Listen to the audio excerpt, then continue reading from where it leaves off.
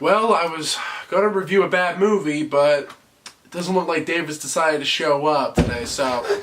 We gotta go. We gotta go now. Go where? I don't know. We just gotta go. It's the end of the world. David. What? First, shut the door. Sit down. Now.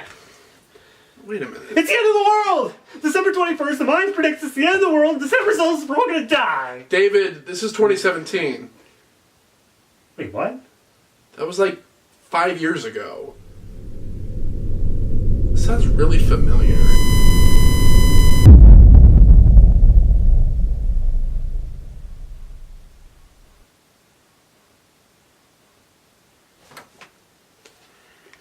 David, Yeah.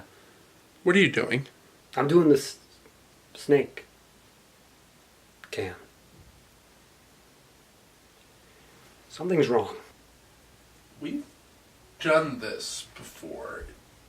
Everything's just a little off. It's like it's the same, but different. And in 1080p.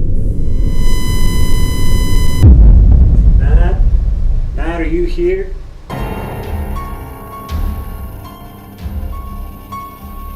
Hey, Matt. You doing alright? What you up to? I'm waiting for them. Waiting for who? The Bisexual schoolgirl hitchhikers. Yeah, we've done this shtick before. Really? God damn it! Okay, I don't care if it's God, Chuck Jones, or woke up and click. Whatever the fuck you are, you little bitch, show yourself!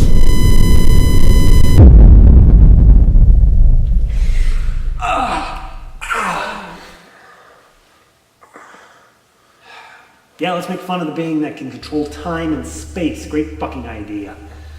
Nothing like being stuck in nothing for an eternity. 5 years. Or 5 years, I guess. For 5 years, you have mocked and berated the hard work of innocent creators with your atrocious excuse for a web show. Are you talking about ShitFlix? Because the first episode was like closer to 6 years ago. Yeah, it's been 5 years since like episode 4. I said 5 years. For your crimes against filmmakers, you will be forced to relive each of your reviews in perpetuity. So says I, David Dakota. God damn it! Why can't you let me have anything? Because we're ShitFlix. Motherfucker. I present you with an eternity of nothing but all the terrible films you've seen. Yet you revel in it. How? Blame our masochism. Also, those movies are bad. Agreed. But it takes a lot to really piss us off nowadays. Yeah, our bar is so much lower than it should be. Large in part thanks to you. Oh, well, it was nothing. I said, wait, no, you think your bar is low? Maybe it's time to remind you just how bad things can be. Not Mr. Creepo. Even worse. You? Alright, well, fuck you too. No! You must go back to where this all began. To the man behind a film so bad, you started this entire show just to vent about it. Oh. That's right. Have fun. No!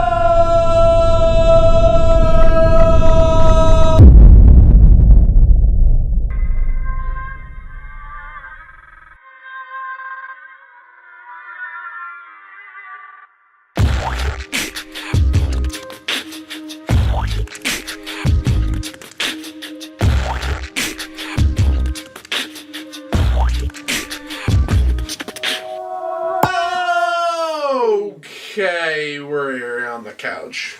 Somehow I feel like we've already watched a movie today. It beamed into our heads. What was that title again? Film crew. Film Crew. That's right. Who directed that film? Freddy Krueger. Might as well be. No, the legendary Chris Seaver. Chris Seaver, who you may remember from our very, very, very first episode, Taint Light. Now, for those of you who have seen or carried on with the show for as long as we've been having it, as you saw in the opening there, Taint Light was when we didn't really have any particular set formula or structure for the show. We were just so pissed off. Yeah. We had to talk about it. And like it was like vile anger too. God. One of the reasons why we considered like the 3 worst movies that we've gone through so far for the show, personally for me, are Taint Light, the Sandy Hook Laundry Party Massacre, and Amber Alert. Yep, which are... And it's not. And the last one, if you just go back to our insanely long episode, it's the longest episode we've ever done. Yeah. It's primarily because it's not really because the movie itself was poorly made, but just go in to actually see that video. Chris Seaver is he's a self-proclaimed B-movie specialist. He's fallen into the steps of trauma, and he loves it. And he's even had Lloyd Kaufman in one of his other movies. Not this one, but he has involved Lloyd Kaufman. His production company is called Low Budget Productions. He's called Low Budget Productions Guru. Yeah. So he knows what he's doing, but we don't have to like it. It's like any art. So I'm going to go ahead and just give you the He's plot. very transgressive. Let me give you the plot for Film Crew here. Film Crew is Clerks 2. Done. Actually, it has nothing to do with the plot. It has nothing to do with Clerks 2. However, the feel. It came out in the same year as Clerks 2, or at least was filmed in the same year as Clerks 2. It was released 2 years afterwards. The only reason we know how it was filmed was because this entire thing takes place at a movie theater, and we could see all the posters in the background for movies that were being released in late 2006. Yeah. So... primarily, it was like the Santa Claus 3. Santa Claus 3, Borat. There were a few other ones in there. I can't remember specifically. Yeah, but they were all released around that time period. And there was also Home Alone and stuff like that. There were Christmas movies that had re-releases. So this was also being done in December. Yeah, we know exactly when this was. Or else you guys just really weirdly dated the movie in that particular area for some weird reason. But the whole thing follows... It's a period piece. The whole thing follows a group of employees at this theater. You have the sex-crazed one, the singer, the sex-crazed one, the normal stoner, girl, the sex-crazed one, the violent sex-crazed one. Seriously, like, all they do is talk about fucking each other. Constantly. Which honestly is not, if you look back at Taint Light, it's honestly not that different. No. I mean, that was the one point I made about Stella's line in that movie was, you never forget the first guy who fingered you. So, this movie, Oscar material right there. A new member of the group, a weird kid named Caspian. He comes in, he's like, he wins everybody over. He's also sex crazed and fucking weird. And he gets one of the managers alone eventually and kills her with an ice cream scoop. And then he gets the singer alone and kills her by ripping out her vocal cords. And he says like, oh, you don't remember what you film crew have done to me. So he obviously is out for vengeance, though it's never explained how. After majority of everyone dies, also the violently sex-crazed one and the mostly sex-crazed one, when they are fucking in the bathroom and the violently sex-crazed one starts shitting all over the urinal, I'm not going to explain this, fuck you. And then, it's not even that they're killed by Caspian. They're killed by snakes. And a sewer rat. That start eating them alive. And they keep going. And they keep fucking and shitting. I also like to say that in 2006 was the very first year that the band Caspian went on tour. I don't know if that has any connection, but it's spelt the exact same way. But I don't think so. So a little trivia for you. Once everyone's died, except for the 2 manager people, Caspian, the main girl, and the Jamaican, but not actually Jamaican, Puerto Rican, because race jokes. After they're the only ones left alive, the Jamaican and the main girl get taken captive by one of the managers and Caspian. They're lovers, gay lovers, that are getting revenge because Caspian once had soup spilled on him in a theater by the main girl.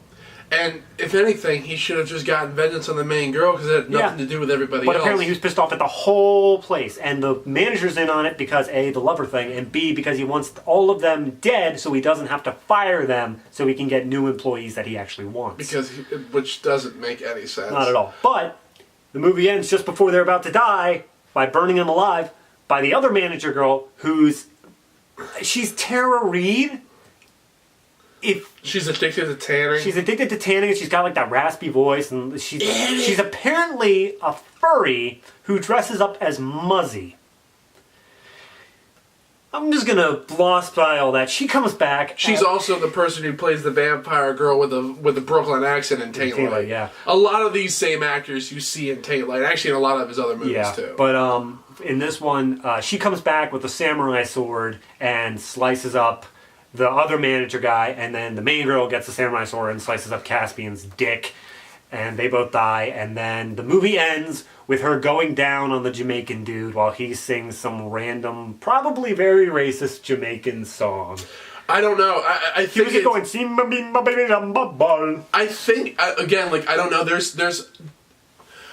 there's tons of references to other movies and stuff. Like, they even have a reference to Finding Forrester in this. Like, you're the man now, dog. Yeah, like, I don't understand why they had that particular reference at that time. But, I mean, I get the whole reason for throwing in all of the movie references because film crew, these guys work in a movie theater, yada, yada, yada. We like movies so much, we're just going to never stop talking about them. So, but also at the same time, I'm imagining that there's a lot of references here that I do not understand or get.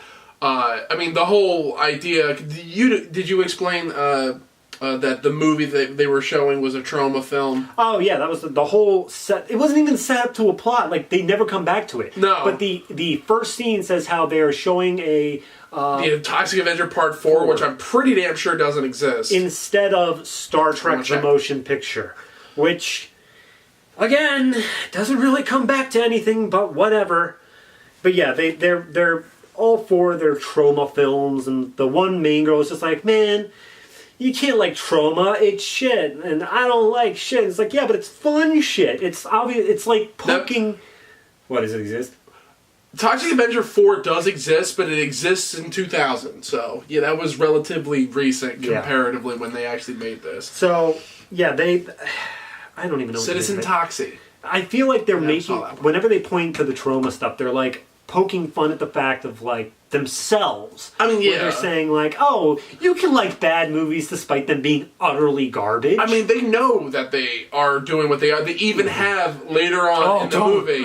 I want to say this because this is the first... I don't think they had this in Taint Light, but then again, it's been so many years, I don't know. We pretty much blocked this from our memory, but they reference the sharks that are jumping in the plot.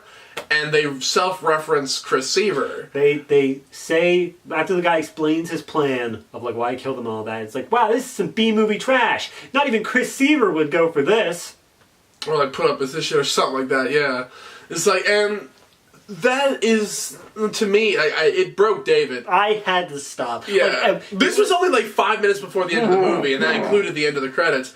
I did not take it nearly as badly. I think one of the reasons that this movie did not nearly affect me as volatilely as Taint Light did was that we have several years of this show under our belt, but also, like, I've been professionally critiquing and stuff like that for the last couple of years. Well, no, it's not Final Thoughts because the fact of the matter is my entire impression of this movie is a lot. It's probably the sting of the film is a lot more numb than it could have been if it wasn't for the experience that we've had up to this point. Let me go off why I thought that one scene was volatile. So the entire movie was filled with non sequiturs. Like, we reference our own movies and our own movies. Yeah, we reference our own things, but that's not. These aren't references. They are in every single shot.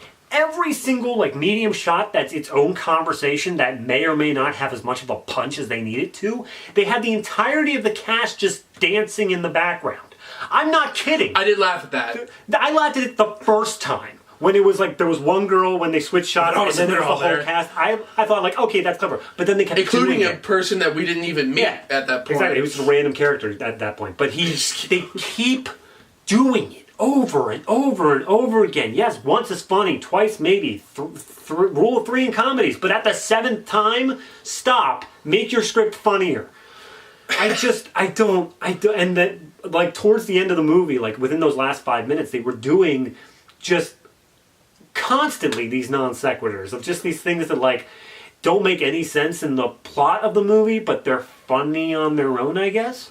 And to the point where, like, yes, I was chuckling at a few of them. But when they just took the fourth wall and raped it, I could not just, like, that was a bridge too far for me. Like, after everything that was building up at that point, like, they had when Caspian revealed that he was the killer, the Lacrimosa or whatever, like, they were playing this huge dramatic opera music, and it was me! And then the manager guy revealed that he was bad, and he slammed their heads together and did, like, a Chewie. I was like, ugh! And then all that stuff was just like, what's going on? This is so insanely absurd, but it's actually, you know, absurd in a point where it's still furthering the plot. I kind of like that. But then they did the Chris Seaver bit, and I'm like, I mean, why? Oh, sorry. Well, I mean, the one thing that I have with this film, like, David obviously is a lot more, hurt by the process. I wasn't hurt, I was just angry. Well, that's the thing, like, I never, there was many different times where I was just kind of in disbelief about what was kind of going on, but because, and of course, like, I've said this before, that, I've only seen a handful of trauma films. Same. I think I've only seen one. Like, I've seen The Toxic Avenger. We've seen, Nazi Surfers Must Die. That was the only trauma film we've done for the show. Yep. And I've seen a couple other ones. There's like Romeo and Juliet, I think was one of them, or whatever the holy well. But like, yeah, I've seen a couple of them, and they are unabashed schlock that are extremely, like, they're very self-aware of what they are. Oh. And especially if you see any interviews with Lloyd Kaufman, he's fully aware of what he's doing and how he's doing it. So Chris Seaver, again, like, since Lloyd Kaufman was in a movie of his, I can't remember which one, but you know, he played the mayor of Tromaville, is the fact that I don't know if actually Kaufman and Seaver are friends. Yeah, like Kaufman made an appearance before this film. He made a film before Taintlate and all that. It was like 2003. And that's when, according to IMDb, his first movie was like in '94. Yeah, Seaver. So, like, which was a short. He was filming for a while, but he was still doing like the in schools and stuff like that. Like, it was still striking as a student sort of effort. And he managed to get Lloyd Kaufman to show up, which, well, he, like, his first short film, he was, if I'm just kind of spitballing off the idea, he was like in his early 20s when he made it. And we will point out that, like, while we praise IMDb for, like, how much they're telling us about this stuff, they're not complete in the fact that this film doesn't exist there. Nah. This doesn't exist on pretty much almost any site. Film Crew is nowhere except for you can rent it from Netflix as a double feature with one of their other films, or Red Heat, Amazon Prime. Yeah, which is what we did. Because we're not renting. No. I don't need a physical copy stinking in my room. I will not be returning it. I will destroy it. Destruction of property. See you in court. But, I mean, if we're going to actually break it down, the entire script is, I think there's a lot of improvisation that goes on in this scene. I don't think so. I think there is, to a certain degree. I think that there is a generalized script, and then Seaver is kind of allowing the actors to kind of go off on the characters to whatever degree they want. I think there's improvisation in the background action, obviously. Like, they didn't give a shit what was going on in the background. And delivery. Because it seemed like any time that someone was bored with a line, they threw in a voice or an accent or something like that to be like, yeah, now it's funny. But with the actual lines being said themselves, I felt like that was all pretty much laid down. I mean, to the point where Bubbles, the stoner thing. Ape thing. Like, most of his lines were delivered with the ums and likes and stuff. And if he was just improvising, I like to feel like he would be able to flow better, but I feel like he was just trying to remember his line. And I don't know, because it depends on how good you are with improv. Yeah. Because you're good with improv, I'm terrible with it. So, like, that's just kind of how it is. Like, you know, it's just, like, it really kind of depends. Yeah. Like, I've had to improv before in other works that I've been a part of, and I've sucked at it. But, like, even in our own show, when we have a line or something that we just need to get the gist across, we don't really care how it's said, you can tell when it's more real than it's not, but the words are still scripted. We still have what words we'd like to say. I think that there is a script. There definitely is a script, but also I think that, and again, like, you know, Chris Seaver, if you're seeing this episode, by all means, let us know. I would like to actually know, you know, what your process is. If you would like, we would like to have you put right on the couch. You and David Dakota should come on, you know, and just sit together. I want to talk to all of you. I think that would be the greatest episode of this show ever made. But the thing is, at the same time, I would love to see if your films are primarily scripted, or if there's kind of a mix. I've always gotten to feel that there was a mix of it.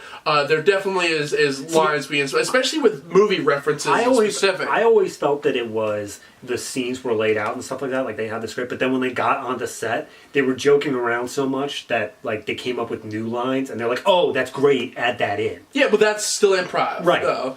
And that's what it comes across. And I can believe it's not. It's not live improv in front of the camera where you're seeing the first thing that comes off the person's mind. Yeah, no. It's a sort of improv that was prepared beforehand, but not run through multiple drafts. And I mean, I've learned one thing really from so for all of the time that I've been professionally reviewing movies along with ShitFlix is that I can't hold a movie like Film Crew to the same standard that I would hold most other type of indie types of movies, because it's not the same type of film, and two, it's not made for the same type of audience. Chris Seaver makes movies, I feel, for the people who act in Chris Seaver's movies. He's making it for the trauma audiences. Yeah, he's making it for the audience. Like, he's had a career with this for like almost, like, I think it was like something like 20 years now, probably longer. The opening of this, I'm pretty sure, said it was either this or a trailer for one that we were watching earlier. It said 15 years, and that was at. Like that was before 2010. Yeah, so like, and he still has a new movie coming out, like I think next year, called Trasploitation. Of course. Which, if it's a documentary on his own filmmaking career, that'd be fascinating. I would love to watch that. Are you kidding me? I mean, the name really kind of speaks that he's going to be doing something. It's the follow-up to Disaster Artist. And I feel that Chris Seaver is not somebody, at least from my own interpretation of this movie, of Taint Light, of kind of generalized, like, and we've seen a bunch of trailers of his previous movies. We know his gist, we get it. His whole thing, he's trying to have fun with it. Like, he's not taking himself seriously. I sure as fuck don't take him seriously. No. It's not like Uwe Boll, like, you know, is like, who just, like, has contempt for his audience. Or it's not like Uli Lamel, who kind of just checks himself out after a while. And it's not like Mr. Creepo, because he's not him. See, I've always, I don't know. I agree that Tim Beckley. I agree that he doesn't take himself too seriously, and I get that. I do wonder what passed through his mind after the success of Taint Light. Well, I don't know when Taint Light became successful. That's just it. Like, I feel like it was because it was released right as the movies were coming out. Exactly. So I feel like it was hopping onto that sort of bandwagon. But I'm curious. I honestly think, again, like, I don't know. I'd have to do the research into it. We first saw it at the beginning of 2012. Yeah, and it came out in 2009. Yeah. I think this movie came out in 2008. Filmed in 2006. Yeah, so that probably just means that the release date, like, you know, they finally got it released in 2008, and that was roughly when Netflix was brand fucking new. I don't remember exactly when Netflix started. Neither I, but if you watch our reviews of, like, Sandy Hook and Taint Light and stuff like that, a common phrase you'll see in those early episodes are, "It's on Netflix." Yeah. That was a sign of pride for us back then. That was. That was the attainable goal that you set. That you're like, man, if only. But after this show, after seeing 100 whatever episodes of shit on Netflix, we can't take it to a point of like, oh, this is on Amazon Prime. It's like, no, this is on Amazon Prime. Apparently That is Netflix started in 1997. However, it was just the mailing feature. Yes. You have to see when the streaming started to really that's get what I'm an looking idea for. that. And from what I understand, from what I remember, there we go. Yeah, 2007 is when Netflix started doing streaming. And so that fits perfectly in the timeline. And also, that's when Netflix was relatively, like, brand new, didn't have a hell of a lot of money, and like I said, I think that this is 10 years ago. They didn't have the even inkling of a Netflix original in their mind. So that's why, and also there's a couple friends of mine who have films on Netflix that were brought in during this early phase because they were looking for just as many movies as they could to fill their catalog. So that's why they would make, deals with, like, companies like Phase 4 and shit like that, where they would just buy these huge swaths of movies in bulk. And I think that's the only reason why Chris Seaver's movies got on there. It's the same thing how it was, I feel, with David Dakota's films. It's one of the reasons why we were able to find so many of them at the same time. Gone now. Oh, yeah. Almost all of them are off Netflix. I think the only one that's on there is Knock 'em Dead. Yeah. And that doesn't necessarily mean that there isn't going to be movies kind of, going on after that point. But at the same time, they're like, this is a type of film that honestly is being phased out of Netflix's queue. That's the problem, is that it fits so well into YouTube. Yes. Just in this fact of, you can get your audience, as long as, like, you have to build your audience, obviously. But when you have that, you can put out whatever you really want, and they'll watch it so long as it isn't, like, disparaging the rights of other people for like 5 hours.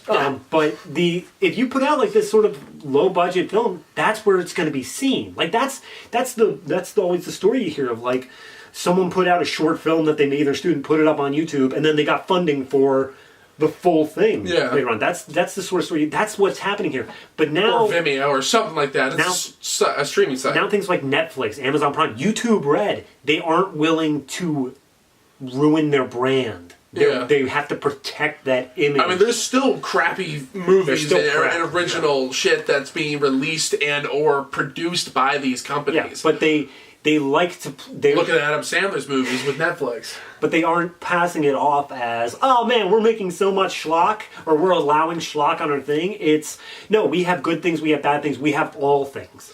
I think another reason why they changed a lot in regards to what they have on there is also because of how many times they've changed their rating system. True.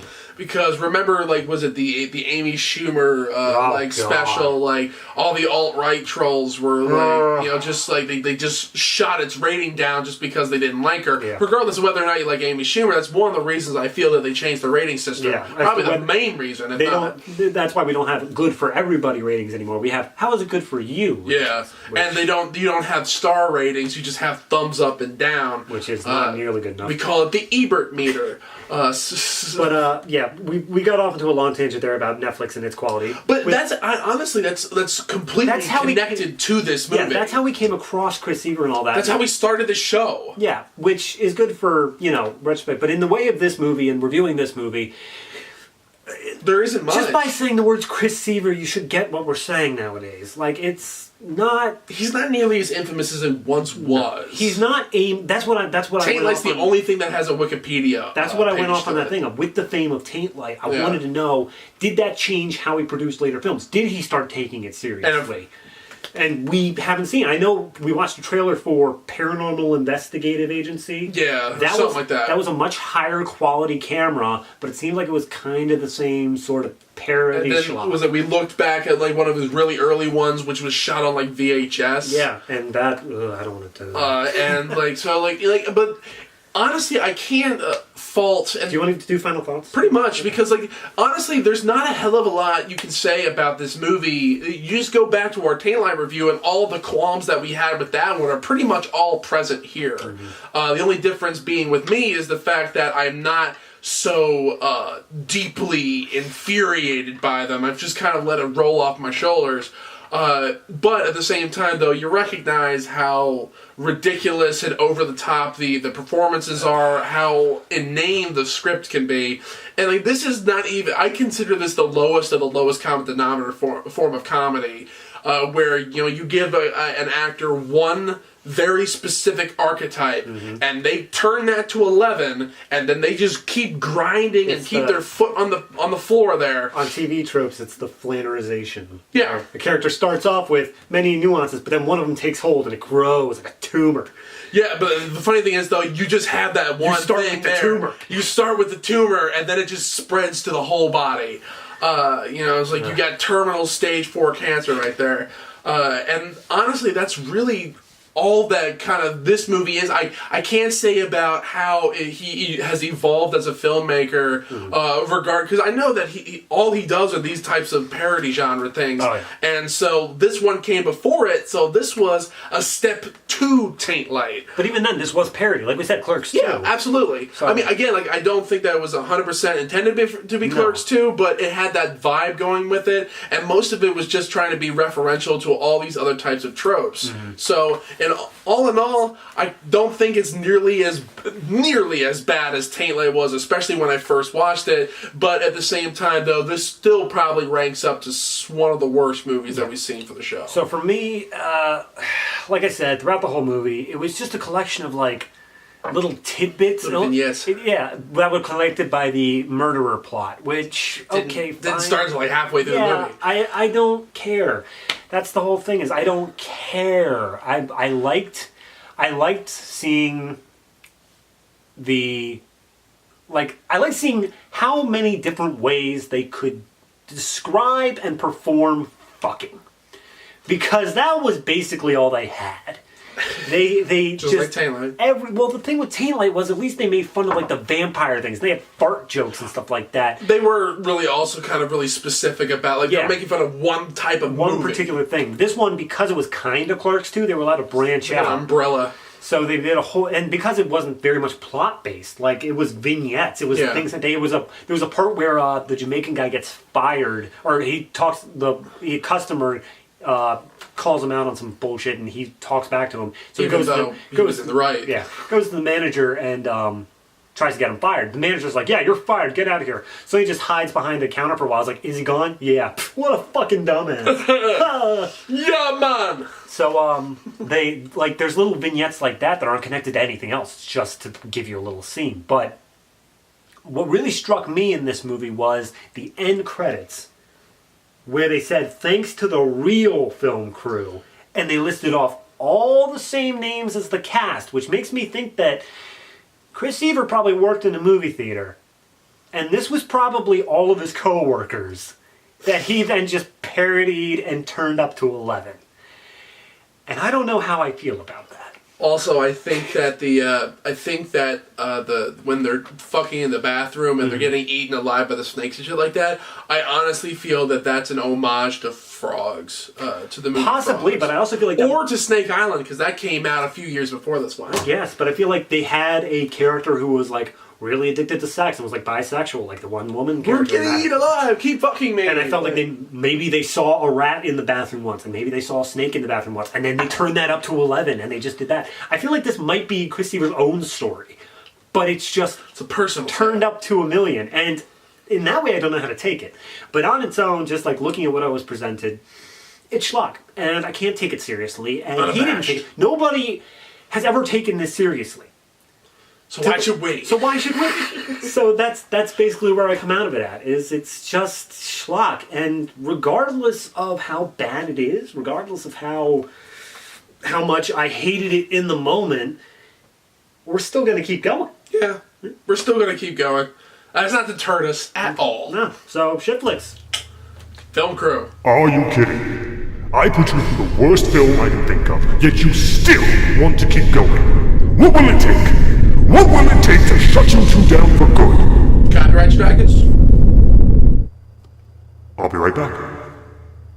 Now,